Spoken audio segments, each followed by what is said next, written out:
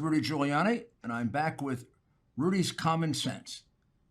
Today, we're going to take a look with common sense at what remains of the ballot counting, because this election is much closer than any of the networks led you to believe last Wednesday. And it is not determined yet. And there is a path to victory for the president, a path to re-election. It's not an easy path. It's not a definite path, but it's a realistic path. And having called this election so early, the big media, big tech, and the Democrat Party is trying to cut that off.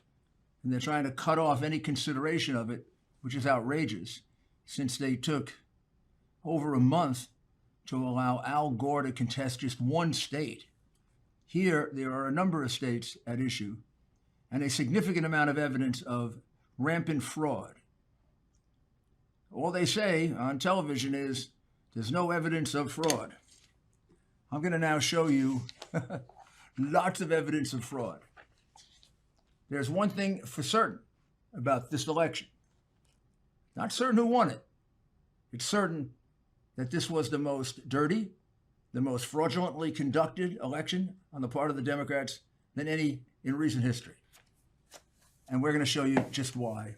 And we're going to begin by concentrating on two states, the state of Pennsylvania and the state of Michigan. We're going to concentrate on those two because that's where we've been able to concentrate our investigation originally, and the evidence in both states is overwhelming.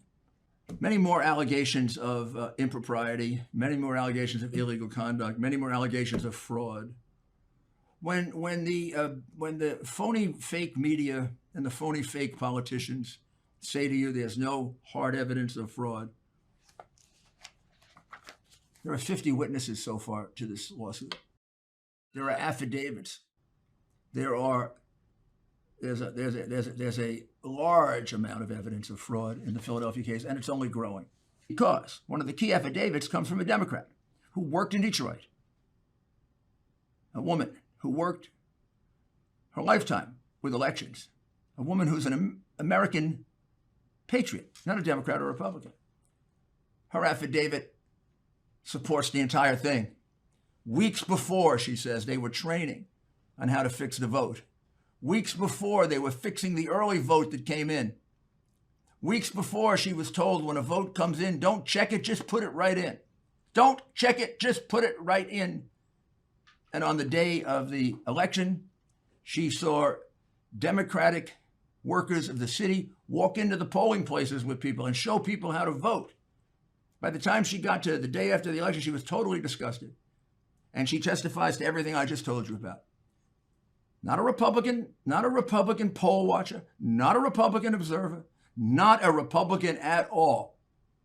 A citizen of Detroit who is willing to come forward and is willing to swear that the process in Detroit was a sham. It was a complete horror show. It was vote for Biden. When they saw a Trump vote, they made a face, and she says sometimes just destroyed it. So when you look at those states and you look at the legal challenges that exist already as a matter of record and with affidavits, which is evidence, there is evidence of fraud. When they tell you there is no hard evidence of fraud, they are lying. Affidavits are evidence of fraud. Affidavits, again I say, are evidence of fraud. They are lying to you as they have been for 4 years. The American news media is now a propaganda outlet of the Democrat Party. This is evidence of fraud. Maybe true, maybe not true. Has to be tested in court. But this is called evidence. We're in the courts of the United States, the greatest courts in the world.